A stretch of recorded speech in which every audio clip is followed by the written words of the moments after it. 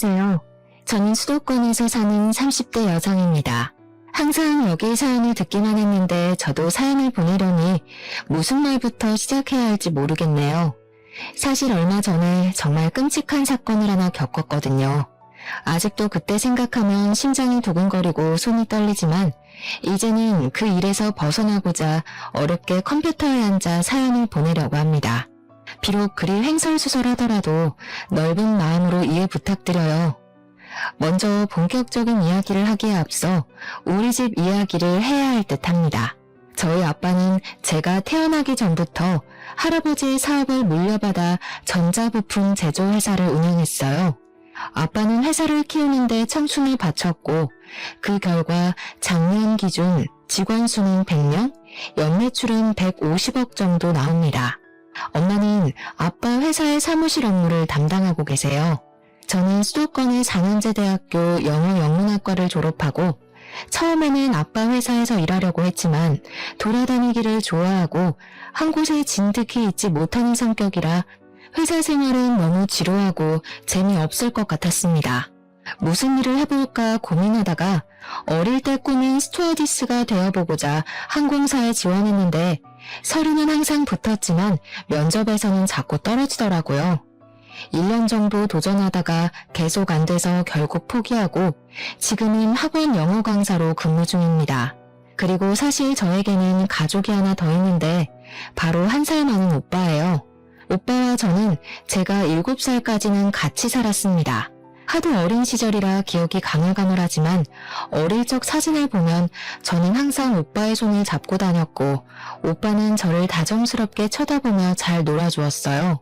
행복만이 가득할 것 같은 우리 집에 오빠가 학교에 입학한 해의 추석 명절날 비극이 닥쳤습니다. 수도권에 살던 우리는 우리 집과 가까운 친할머니 집에 있다가 전라도에 사시는 외할머니 집에 가기 위해 고속버스 터미널에 갔어요. 원래 명절 때마다 터미널에는 사람이 붐볐지만 그 해는 유난히 사람이 많아 아빠는 오빠를, 엄마는 내 손을 꼭 붙잡고 이동하다가 사람들에게 휩쓸려 오빠가 아빠의 손을 놓쳐버렸습니다. 아빠가 바로 오빠의 이름을 불렀지만 오빠는 증발한 것처럼 사라져버렸어요. 그 뒤로 한동안 저는 친할머니 집에 있고 부모님은 오빠의 행방을 찾으러 몇 년 동안 전국 각지를 돌며 다녔지만 오빠의 머리카락조차 발견되지 않았습니다.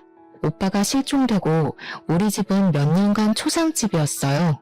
웃음소리도 대화 소리조차도 없었고 그저 눈물과 한숨소리로만 가득했습니다. 부모님이 저에게 화를 내거나 무섭게 하시지는 않았지만 부모님의 얼굴에는 그늘이 가득했었고 저는 그런 부모님께 투정이나 어리광 한 번 부리지 못하고 자랐어요. 그렇게 5년 정도가 지났습니다. 부모님은 여전히 슬픔에 잠겨 있었고 저는 왜인지 모르게 자주 배가 아프고 무엇보다 두통이 심했어요. 동네 내과 소아과에서는 큰 이상이 없다고 했지만 저는 많이 아프고 힘들어서 친구들과 놀지도 못했습니다. 그래서 대학병원까지 가서 검사한 결과 우울증 진단이 나왔어요. 부모님은 그 결과를 듣고서는 아들도 잃고 딸까지 잃을 뻔했다면서 펑펑 우셨습니다. 그리고 그날 이후로는 부모님이 점차 달라지셨어요. 항상 무표정으로만 계시던 두 분이 제 앞에서는 항상 웃으셨고 매주 주말마다 놀이공원, 상황이 안 되면 집 앞 공원이라도 나가서 함께 시간을 보냈습니다. 여전히 부모님은 오빠를 잃은 슬픔이 크긴 했지만 적어도 제 앞에서는 이전처럼 눈물이나 한숨을 보이지 않으셨어요. 이런 부모님의 노력 끝에 저는 우울증을 극복하고 다시 밝게 살 수가 있었습니다. 물론 아직도 제 마음에는 오빠를 잃은 아픔이 있기는 했지만요. 아무튼 무사히 대학교까지 졸업하고 학원 영어 강사가 되었고 친구가 소개팅을 해줘서 남편을 만나 결혼도 했습니다. 남편은 홀어머니를 모시고 사는 외동아들이에요. 저의 시어머니는 요양원 원장님이시고 상당히 직설적으로 말하는 성격이십니다.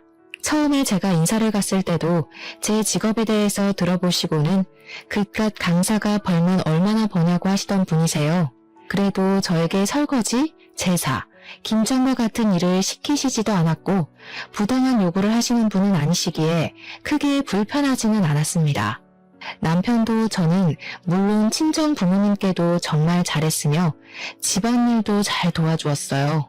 결혼 후 남편과의 관계도 돈독했고 저도 강사로서 어느 정도 입지를 다지며 남부럽지 않은 신혼생활을 즐기고 있었습니다. 다만 아빠의 회사 근처에 비슷한 업종의 회사가 새로 생겨서 매출이 조금 줄어들기는 했지만 그래도 큰 타격을 입을 정도는 아니었어요. 그러던 어느 날이었습니다. 아빠의 생신을 앞두고 평일에는 다들 일하느라 한자리에 모이기 힘드니 주말에 같이 점심을 먹으며 아빠의 생신 파티를 하기로 했어요. 그런데 미리 약속했던 날 아빠와 친한 거래처 사장님의 딸이 결혼식을 하는데 제 결혼식 때도 오셨던 사장님이시라 안 갈 수가 없다고 하셔서 어쩔 수 없이 점심 약속을 저녁으로 미뤘습니다. 아빠는 결혼식을 다녀오고 저녁에 가족끼리 만났는데 아빠가 큰 고민이 있어 보이셨어요. 저는 걱정이 돼서 결혼식장에서 무슨 일 있었냐고 물었더니 아빠가 하는 말이 결혼식장에서 오빠와 닮은 사람이 만난 것 같다고 하시는 게 아니겠어요? 저와 엄마는 깜짝 놀라 무슨 소리냐고 한번 자세히 좀 말해달라고 했습니다. 결혼식장에서 진혁이와 아주 똑같이 생긴 사람을 봤어. 대충 겉으로 봤을 때는 지금 진혁이의 나이인 30대 초반에서 중반 정도 되어 보이고 내 젊을 때랑 아주 똑같이 생겼었어. 오늘 나와 같이 간 회사 사장님이 그 젊은 친구가 나랑 너무 닮아서 그런데 혹시 아는 사이냐고 물어볼 정도였다니까. 그럼 한번 가서 나이와 이름을 물어보지 그러셨어요. 나도 그러고 싶었지. 그런데 예식장에는 사람이 너무 많아서 정신이 하나도 없더라고. 그래서 필요 현장에서 찾아봤는데 그냥 갔는지 안 보였어. 나중에 거래처 사장한테 아는 사람이냐고 한번 물어봐야겠어. 아이고, 내 정신 좀 보게. 오늘 내 생일 축하해주려고 왔는데 김서방 앞에서 이런 이야기나 하고 말이야. 내가 미안하네. 아닙니다, 장인어른. 생신날 잃어버린 아들을 찾게 된다면 더할 나위 없이 좋은 최고의 선물이죠. 정말 그분이 우리 다은이의 친오빠였으면 좋겠어요. 그럼 저도 형님이 생기고 너무 좋을 것 같아요. 아빠는 남편의 말에 정말 그랬으면 좋겠다고 하며 이해해줘서 고맙다고 말씀하셨습니다. 그리고 아빠의 생신은 월요일이 되었어요. 저는 점심시간쯤에 아빠에게 생신 축하드린다고 전화를 드렸습니다. 그런데 아빠의 목소리가 떨리고 좋지 않았어요. 무슨 일이 있나 싶어 어디 편찮으시냐고 물었더니 아빠가 지금 너무 놀랄 일이 있어서 그런다고 하며 이따가 퇴근길에 밤늦게라도 잠시 집에 오라고 하셨습니다. 제 근무 시간이 오후 2시에서 밤 10시까지이고 정리하고 뭐하고 하면 밤 11시에나 퇴근할 수 있어요. 그래서 밤 11시에 집에 가도 괜찮냐고 했더니 상관없다고 하시며 오늘 꼭 잠깐만 집에 들러달라고 하시고는 전화를 끊으셨습니다. 아빠의 목소리를 들으니 무슨 안 좋은 일이 있나 싶어 걱정되어 엄마에게도 전화했는데 엄마는 전화를 받지 않았어요. 그날은 부모님 걱정에 어떻게 하루 강의를 마쳤는지 모르겠습니다. 어찌어찌 수업을 마치고 강의를 마치자마자 원장 선생님께 양해를 구하고 바로 집으로 달려갔어요. 집에 갔더니 부모님은 눈물을 흘리셨는지 눈이 벌겋고 팅팅 부어 있었고 그 모습을 본 저는 깜짝 놀랐습니다. 다은아, 놀라지 마. 진혁이를 찾은 것 같아. 너의 오빠 찾았다고. 아빠의 말에 저는 심장이 쿵 내려앉는 것 같았습니다. 너무 기쁘기도 하고 이게 도대체 무슨 상황인가 싶어 일단 차근차근 말해달라고 했어요. 아빠는 거래처 사장님 딸의 결혼식장에서 본 젊은 사람이 오빠라는 확신이 들었다고 합니다. 그래서 오늘 출근하자마자 거래처 사장님께 전화해서 사실 어릴 때 잃은 아들이 있는데 하객으로 온 한 젊은 친구가 아빠의 젊은 시절과 너무 닮아서 혹시나 해서 물어본다고 했어요. 그 말을 들은 순간 거래처 사장님은 누구를 찾으려는지 알 것 같다고 하며 오빠의 현재 직장을 알려주었다고 합니다. 알고 보니 오빠는 아빠 회사 근처에 새로 생긴 비슷한 업종의 회사 개발팀 팀장이었어요. 거래처 사장님이 오빠가 다니는 회사 사장님의 번호를 알려주셔서 아빠가 바로 사장님께 전화했고 오빠를 닮은 젊은 사람의 나이와 이름을 알 수 있는데 나이는 현재 오빠의 나이와 같은 35살이고 이름은 오빠의 이름과 같은 이진혁이었습니다. 이 사실을 안 것이 점심시간 즈음이었고 점심시간이 지난 후 아빠는 바로 그 회사로 달려가 봤지만 아쉽게도 오빠는 지금 다른 지방으로 출장 중이라 볼 수 없었어요. 하지만 사원증으로 사진은 볼 수 있었는데 사진을 보니 오빠라는 확신이 들었다고 합니다. 아빠는 회사 사장님으로부터 어떻게 오빠가 이 회사 직원으로 있을 수 있는지 그 이야기를 듣게 되었어요. 사장님은 지금 회사를 차리기 전에 다른 회사에서 부장으로 있었고 오빠는 신입사원이었습니다. 그 당시 오빠는 배우려는 열정도 가득하고 항상 열심히 하려고 해서 당시 부장이었던 사장님 눈에는 참 인상 깊었다고 해요. 그 뒤로 종종 같이 저녁을 먹으며 살아온 이야기를 했는데 오빠는 보육원에서 살다가 성인이 되어 자립금을 받고 시설에서 나와 직업 전문학교에서 이쪽 일을 배웠다고 했습니다. 사장님은 힘들게 살아온 오빠가 안쓰러워 더 잘 챙겨주고 기술을 하나라도 더 알려주려고 했다고 해요. 그러다가 사장님이 우연한 기회에 자신의 회사를 차릴 수 있었는데 함께 일할 직원을 구하다가 오빠가 생각나 개발팀 팀장으로 스카우트했다고 했습니다. 이 말을 들은 아빠는 눈물을 흘렸고 사장님은 오빠의 연락처를 알려주며 한번 연락해서 만나보라고 했다고 해요. 저는 부모님의 이야기를 듣고 드디어 오빠를 찾았다는 생각에 기쁘기도 하고 얼떨떨하기도 했습니다. 집에 가서 남편에게 오빠를 찾았다고 이야기하니 남편도 어떻게 이런 우연이 있냐고 하며 매우 잘 됐다고 했어요. 그리고 그 주 주말, 오빠와 우리 가족이 드디어 한자리에 만났습니다. 엄마는 오빠의 뺨에 어루만지며 드디어 우리 아들을 만났다고 눈물을 흘렸고 오빠 역시 너무 보고 싶었다고 하며 펑펑 울었어요. 그리고 오빠는 저를 보더니 매일 울기만 하고 코나 질질 흘리던 그 꼬맹이가 벌써 이렇게 커서 결혼까지 했냐고 했습니다. 우리 가족의 모습을 본 남편도 옆에서 눈물을 흘렸어요. 오빠는 지금 우리 집과 그다지 멀지 않은 곳에서 살고 있었기에 우리는 앞으로도 종종 모이기로 약속했습니다. 남편 역시 오빠에게 매형이 생겨서 너무 기쁘다고 하며 앞으로 자주 만나 함께 술도 마시자고 했어요. 그 뒤로 남편은 오빠와 종종 둘이서만 만나 함께 저녁도 먹고 술도 마셨습니다. 그러다가 술을 너무 과하게 마시면 남편은 저한테 혼난다며 오빠 집으로 가서 잠도 자곤 했어요. 그럴 때마다 저는 술 먹고 집에 안 들어오는 남편을 향해 바가지를 긁었지만 오빠는 매제 아침에 해장까지 시켜서 잘 보낼 테니 남편 너무 혼내지 말라고 했습니다. 저와는 달리 부모님은 오빠와 남편이 형제처럼 잘 지내는 것 같아 너무 보기 좋다고 흐뭇해하셨어요. 그렇게 2년 정도가 지났습니다. 아빠는 이제 연세가 있으셔서 회사 운영하는 데 많이 힘들어하셨어요. 아빠는 같이 일도 하고 앞으로 회사를 물려받을 수 있을 정도로 믿을 만한 사람이 필요하다고 했습니다. 직원들도 있었고 회사 간부도 있기는 했지만 아빠는 그 사람들이 회사를 운영해 나가기에는 적합하지 않다고 생각하셨어요. 그래서 아빠는 오빠가 아빠의 회사로 오기 바랐지만 오빠는 지금 있는 회사의 사장님께 죄송해서 이직하기 어렵다고 했습니다. 이 모든 상황을 들은 남편은 장인어른의 건강이 걱정된다며 회사에 들어가서 일을 도와드리고 싶다고 했어요. 그런데 남편은 전공이 전혀 다른 쪽이고 아빠 회사는 아무래도 기계를 직접 조작하고 다뤄야 하는 일이라 처음부터 하나하나 배워야만 했습니다.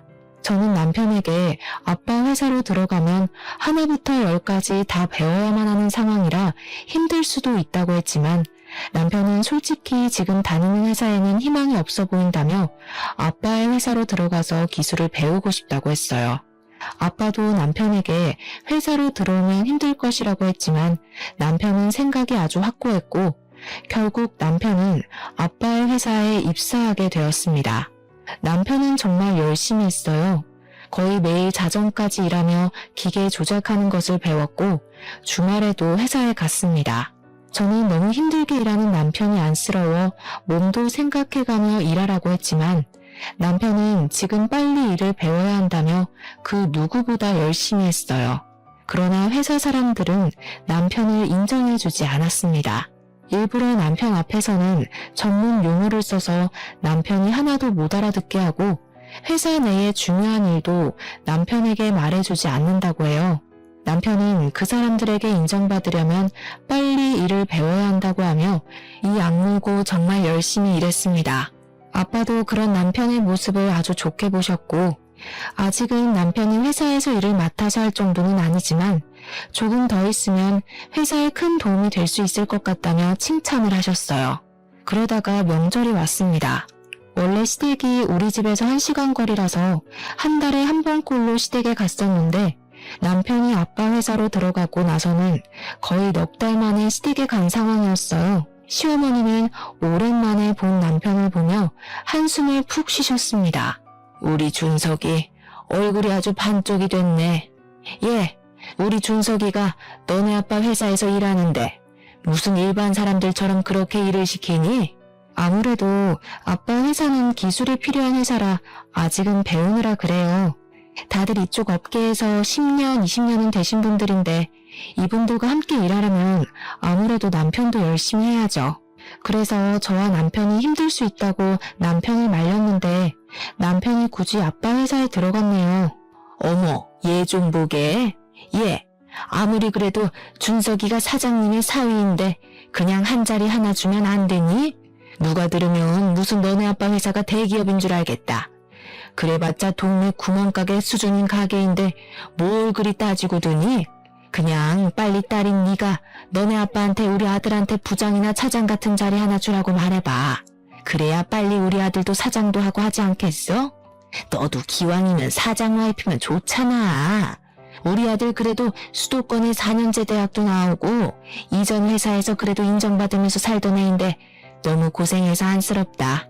어머니, 지금 어찌어찌 해서 남편이 관리직에 앉았다고 해도 기술에 대해서 전혀 모른다면 분명히 사람들에게 무시당할 거예요. 그런 것 때문에 아빠도 남편에게 쉽게 관리직 자리를 못 주시는 거고요. 참 네가 융통성 없는 게 네 아빠 닮아서 그런가 보다. 아휴, 내가 말을 말아야지. 우리 준석이만 고생이네. 시어머니는 살 빠진 남편의 모습에 크게 안타까워했습니다.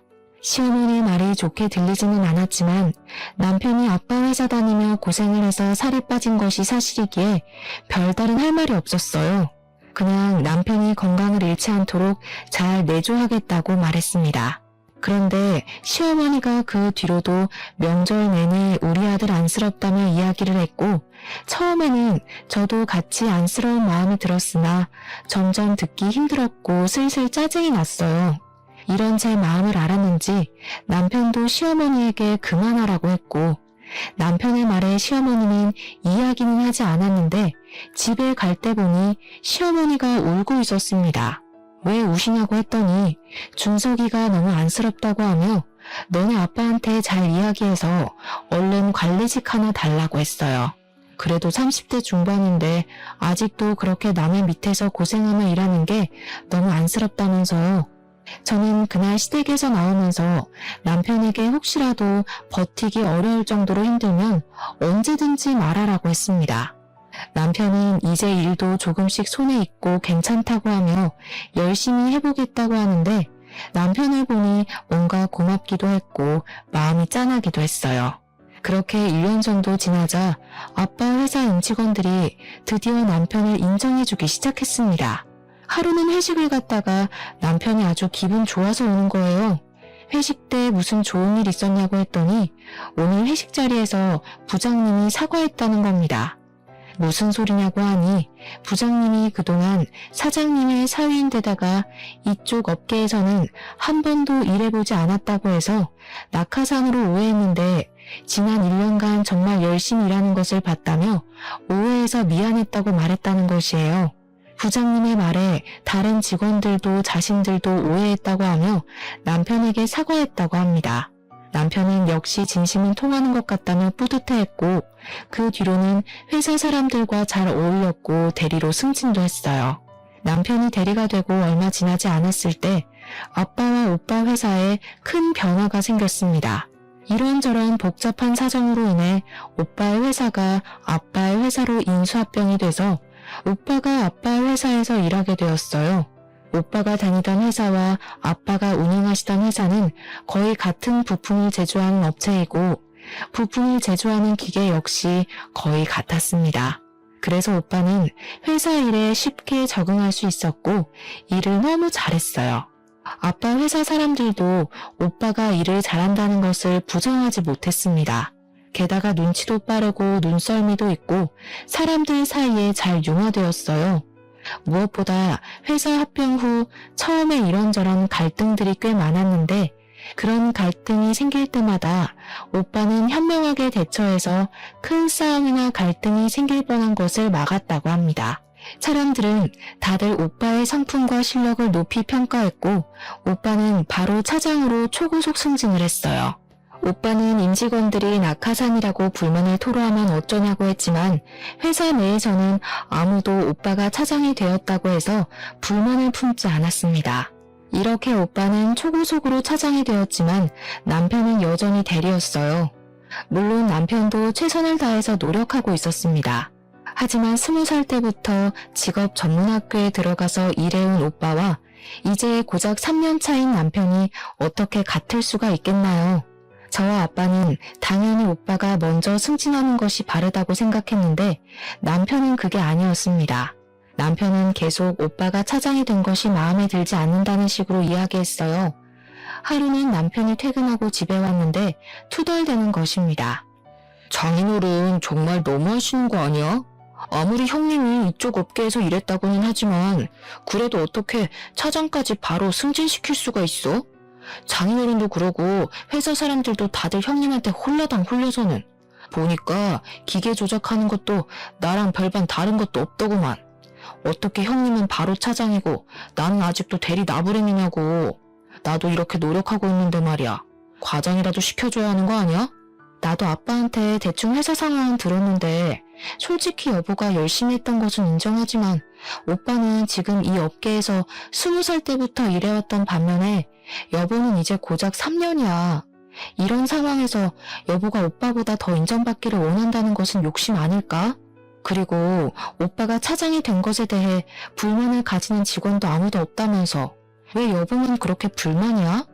솔직히 나는 기계 어떻게 조작하는지 어떤지 아무것도 모르기는 하지만 그래도 아빠와 회사 직원들이 다들 인정했다면 여보보다 오빠가 더 실력이 있다는 뜻 아닐까? 말을 말자 말을 말아. 너도 이씨 집안이니 당연히 너네 오빠가 먼저 차장되는 게 당연하다고 생각하는 거겠지. 남편은 제 말에 수긍하지 못하고 혼자 씩씩대더니 작은 방으로 문 닫고 들어가 버렸습니다. 그 뒤로 남편은 나오지 않았고 저는 남편이 이 정도까지 화를 내는 것이 이해가지 않았어요. 그렇게 밤이 되고 저는 혼자 큰 방에서 잠을 잤습니다. 잠을 자다가 새벽에 목이 말라 거실로 나왔는데 남편이 누군가와 통화 중이었어요. 저는 이 새벽에 누구와 통화 중인가 싶어서 몰래 엿들었는데 대충 대화 내용을 들어보니 시어머니와 통화를 하고 있었습니다. 남편은 시어머니에게 우리 아빠의 회사를 물려받아 사장 자리에 한번 앉아볼 생각으로 왔는데 갑자기 형님 그러니까 우리 오빠가 등장하는 바람에 일이 다 틀어졌다고 말을 했어요.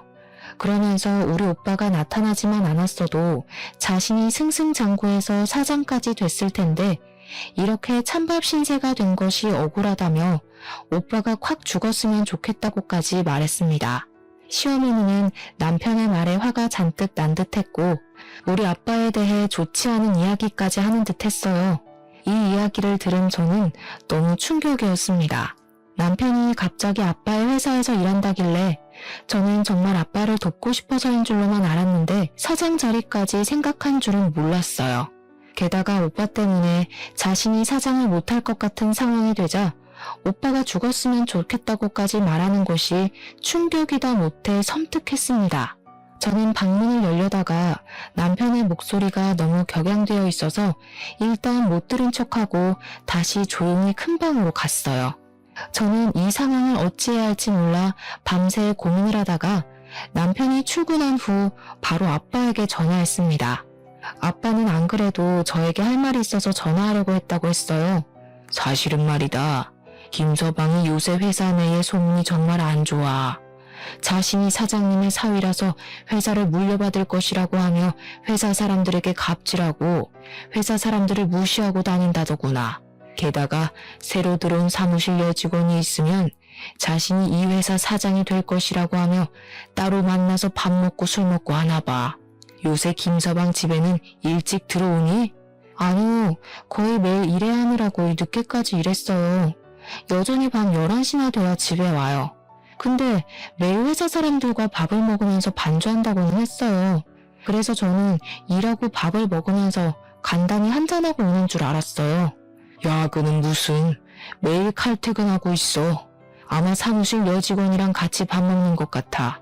어찌됐건 나는 김서방에게 회사 경영을 절대 맡기지 않을 것이고 회사 관리직으로 앉힐 생각도 없어. 아무리 가족이라고 해도 가족과 회사는 엄연히 다른 거야. 네가 서운해하지 않았으면 좋겠구나. 사실 저도 아빠에게 드릴 말씀이 있어요.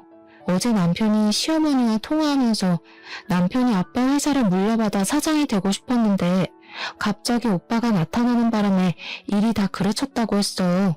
심지어 오빠가 죽었으면 좋겠다고까지 하더라고요. 그래서 저도 아빠에게 이 사실을 알리려고 전화했어요. 아빠도 내 말에 적잖이 충격을 받으셨고 저 역시 남편과 앞으로 어떻게 해야 하나 고민을 했습니다. 그 뒤로 저와 남편은 한 집에서 살지만 남남처럼 지냈어요. 남편은 매일 밤 1시에서 2시 정도에 들어와서 아침 6시에 나갔습니다.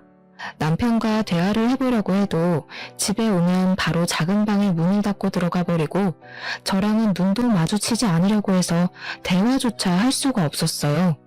그러다가 주말이 되었습니다.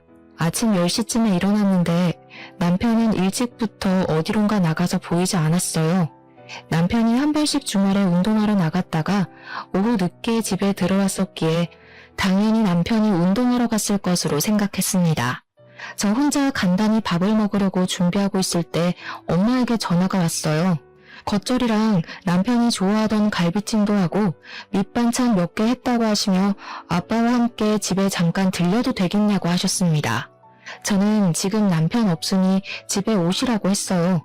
잠시 후 엄마와 아빠가 갈비찜에 겉절이에 밑반찬을 한가득 들고 오셨습니다. 부모님은 집에 오시자마자 냉장고 앞으로 가셔서는 냉장고에 반찬들을 하나하나 넣어주셨어요. 그러고 있는데 밖에서 비밀번호 누르는 소리가 들렸습니다. 저는 당연히 남편인 줄 알고 현관으로 갔는데 남편과 시어머니가 함께 서 있었어요. 시어머니는 저를 보자마자 뺨을 때렸습니다. 내가 저번 명절 때 분명히 말했지? 너네 아빠한테 말해서 얼른 관리직이라도 한 자리 달라고 말이야. 아니 지금 너네 아빠 회사에 다닌 지 몇 년이 됐는데 아직도 대리 나부랭이가 뭐니? 너네 오빠가 뭔가 하는 사람은 들어온 지 한 달 만에 차장 달았던데 솔직히 너네 아빠 너무한 거 아니냐? 아빠도 다 생각이 있으셔서 그렇게 하시는 거죠. 아무리 그래도 그렇지 이렇게 막무가내로 오셔서 갑자기 제 뺨을 때리시는 건 너무하신 거 아니에요? 뭐가 너무해? 나 지금 너 머리채도 잡고 싶은 거 간신히 참고 있다. 아니 도대체 그깟 구멍가게에서 왜 그리 관리직 자리를 안 줘? 지금 당장도 우리 아들 사장 자리에 앉혀놓으면 잘할 텐데 왜 우리 아들을 못 믿고 그렇게 노예처럼 부려먹냐고. 그리고 네 오빠라는 사람은 솔직히 몇십 년 만에 만났으면 남남 아니야? 네 오빠라는 사람한테는 한 달 만에 차장 자리 주고 3년 가까이 일한 우리 아들은 아직도 대리이고 이게 말이 된다고 생각해? 손을 놓쳐서 사라졌으면 평생 죽은 듯이 살았어야지. 왜 갑자기 나타나서는 우리 아들 앞길을 방해하고 난리야? 에이 그냥 보육원에서 죽어버리지. 시어머니는 우리 아들이 아직도 대리인 게 말이 되냐며 이거는 명백한 차별이라고 소리를 고래고래 질렀습니다. 부엌에서 음식을 정리하고 있던 부모님은 시끄러운 소리에 현관으로 오셨고 시어머니의 말에 화가 많이 나 보이셨어요. 사돈, 지금 이게 무슨 말씀입니까? 터진 입이라고 그딴 말 짓거려도 되는 겁니까? 어떻게 말을 그따위로 할 수가 있어요? 아이고, 두 분 다 여기 계셨네요. 마침 잘 됐네요. 우리 어디 한번 솔직히 까놓고 하나하나 따져봅시다. 아니 도대체 준석이가 뭐가 그리 부족합니까? 네? 3년 동안 그렇게 그쪽 회사에서 죽어라 이랬는데 사장 자리는 못 내줄 망정 아직도 대리냐고요. 아직 기술이 많이 부족하니까요. 저희 회사 관리직에 계시는 분들 전부 다 최소 10년은 이쪽 업계에서 일한 사람들입니다. 그런 사람들을 제치고 고작 3년밖에 일하지 않은 김서방에게 관리직을 어떻게 내어준단 말입니까? 그게 말이나 돼요? 그럼 그쪽 아들은요? 아니, 잃어버리면 남남이지 왜 갑자기 나타나서는 우리 아들보다 더 높은 차장이 된답니까? 이게 바로 낙하산이지 뭐예요? 우리 아들은 20살부터 이미 이쪽 업계에서 일해왔어요. 우리 회사에서 일하지는 않았지만 이미 동종업계에서 인정받고 있었다고요. 그래서 회사 사람들의 인정을 받고 차장 자리까지 갈 수 있었던 거예요. 그리고 저도 다은이도 당신 아들이 우리 회사에서 일하길 바란 적 없습니다. 김서방이 우리 회사에서 일한다고 했을 때 둘 다 말렸어요. 그래도 굳이 우리 회사에 들어와서 일하겠다고 고집 부린 건 김서방입니다. 저는 한 번도 김서방에게 우리 회사 사장 자리 내준다는 말을 한 적 없고 조금만 잘하면 관리직 주겠다는 말도 한 적이 없습니다. 그런데 갑자기 오셔서 이런 식으로 화내고 우리 딸 뺨을 때리고 협박까지 하시는 건 정말 너무 어이없고 황당하네요. 아무리 그래도 사람이 염치가 있고 융통성이 있어야지. 아니 어떻게 자기 사위가 자기 회사에 들어왔는데 잘했다고 빨리 관리직은 못 내줄 망정. 어떻게 3년 동안 그렇게 노예처럼 부려먹을 수가 있어? 이렇게 앞뒤가 꽉 막혀서야. 듣자 하니까 너무하시네요. 그럼 뭐 낙하산이라고 소문내면서 아무것도 모르는 사람을 사원에서 차장으로 초고속 승진이라도 시켜야 한다는 말입니까? 우리 아들이 뭘 몰라요 뭘? 우리 아들 그래도 수도권 4년제 대학 나온 인재야. 인재라고. 진짜 이 집구석은 말이 안 통하네. 준석아 가자. 너 일단 집구석이랑 이제 연 끊고 이혼해. 너도 이제 이 집구석 싫지? 네. 저도 사위한테 사장 자리 하나 안 내주는 장인어른의 사위 노릇 할 생각 없네요. 엄마 말씀대로 우리 이혼하겠습니다. 잘됐네. 나도 너의 새까만 속내 알고 어떻게 해야 하나 고민했었는데 우리 갈라서자. 이혼하자고. 이혼하자는 내 말에 남편은 시어머니를 모시고 집에서 나갔습니다. 저와 부모님은 한참 동안 우리는 말을 잇지 못하다가 어렵게 엄마가 진짜 이혼해도 괜찮겠냐고 물었어요. 저는 엄마에게 지금 아이도 없고 검은 속내가 가득한 사람인데 어떻게 같이 살겠냐고 했습니다. 부모님은 알겠다고 하시며 일단 내일은 주말이고 하니 부모님 집에서 같이 있자고 했어요. 저는 부모님이 챙겨주신 반찬들을 다시 챙기고 제 짐들을 챙겨서 친정으로 갔습니다. 친정에서 같이 저녁을 먹고 밤 11시쯤에 잠을 자려는데 엄마의 핸드폰이 울렸어요. 보니까 전화를 건 사람이 오빠였는데 엄마는 이내 표정이 아주 심각해지셨습니다. 왜 그러시냐고 물어보니 다세대 주택 1층인 오빠의 집에 불이 났다는 것이에요. 다행히 화재 당시 오빠는 잠깐 지인을 만나러 나간 상태여서 다치지는 않았고 다른 집에 사시는 분들도 바로 다 대피해서 인명피해는 없었습니다. 불은 이웃의 신고로 10분 만에 바로 꺼지기는 했지만 오빠가 살던 집 내부가 다 타버렸어요. 일단 오빠는 바로 부모님 집으로 왔고 저는 오빠에게 어쩌다 불이 난 것인지 물어보았습니다. 오빠의 말로는 지인을 만나고 집에 오는데 집 근처에서 남편을 본 것 같다고 했어요. 어두웠지만 분명히 남편이 평소에 자주 입던 운동복에 모자를 쓰고 있었고 남편도 역시 오빠를 본 것 같았지만 의도적으로 피한 것 같다고 했습니다. 그렇게 남편이 사라지고 나서 오빠 집에 불길이 치솟았다고 해요. 이 소리를 듣고 화가 난 우리 가족은 바로 남편은 방화범으로 고소했습니다. 다음날 화재 원인을 찾기 위해 합동 감식을 했는데 방화로 확인되었고 CCTV와 맞은편 주차되어 있는 차량 블랙박스를 확인한 결과 남편이 근처 쓰레기에 불을 붙이고 1층에 살던 오빠 집 창문에 투척하는 장면이 아주 적나라하게 찍혔더라고요. 남편은 바로 구속이 되었습니다. 저는 남편의 구속과 동시에 이혼을 하려 했으나 당당히 이혼하자던 남편이 이혼 동의를 해주지 않았어요. 결국 우리는 이혼 소송까지 하게 되었습니다. 이혼 소송까지 해야겠다는 제 말에 아빠는 직장에서 남편과 불륜 저지른다고 소문난 20대 회사 여직원의 인적 사항을 알려주셨어요. 저는 바로 그 상간녀와 만났는데 상간녀는 저를 보자마자 무릎을 꿇더니 아직 20대인데 제 앞길 꼬이는 것 원하지 않는다고 하며 잘못했다고 빌었습니다. 그러면서 사실 유부남인 것을 알고 만날 생각이 없었는데 너무 치근대서 한두 번 만난 게 서너 번 됐다고 했어요. 만나면서도 이게 아니란 것은 알았는데 사장님의 사위라고도 하고 또 이혼할 것이라고도 하니 정말 그런 줄로만 알았다고 했습니다. 그러면서 원하시면 부모님이 계시는 지방에 내려가서 조용히 살 테니 제발 한 번만 용서해달라고 했어요. 저는 정말 상간녀 소송까지 할 마음으로 왔는데 상간녀의 이야기를 들어보니 상간녀도 그놈한테 속았다는 생각이 들었습니다. 그래서 상간녀 소송은 하지 않는 대신 남편이 불륜 피웠다는 모든 사실을 자백받고 증거까지 다 받았어요. 그리고 저는 이 모든 것들을 다 증거 자료로 제출해서 이혼 소송을 진행했습니다. 그냥 깔끔하게 이혼을 하면 될 일을 위자료까지 물어주게 생기자 시어머니가 저에게 전화했어요. 제가 전화를 받지 않자 시어머니는 계속 저에게 전화했고 그래도 끝까지 제가 받지 않자 친정집까지 찾아왔습니다. 저와 엄마는 집안으로 들일 생각이 없었지만 잠깐 열린 틈을 타서 무작정 시어머니가 집안으로 들어왔어요. 내가 우리 준석이가 너무 고생하는 것 같아서 나도 모르게 욱해서 그때 이혼하라고 했었어. 하지만 내 진심은 아니었다. 정말이야. 우리 준석이가 방화를 저지른 것은 잘못이지만 이혼만큼은 안 하면 안 되겠니? 이제 나도 준석이도 자리 욕심 안 부리고 조용히 살게. 그러니까 네가 너네 아빠 아니지. 바깥 사돈 좀 잘 설득해서 이혼하지 말고 죗값 받고 나오면 다시 그 회사에서 일하게 해주면 안 될까? 어머니가 먼저 이혼하라고 해놓고서는 지금 그게 무슨 소리세요? 그리고 어릴 때 잃어버리고 몇십 년 만에 찾은 우리 오빠한테 죽었으면 좋겠다느니 그런 막말을 하셔놓고 어떻게 용서를 바라시나요?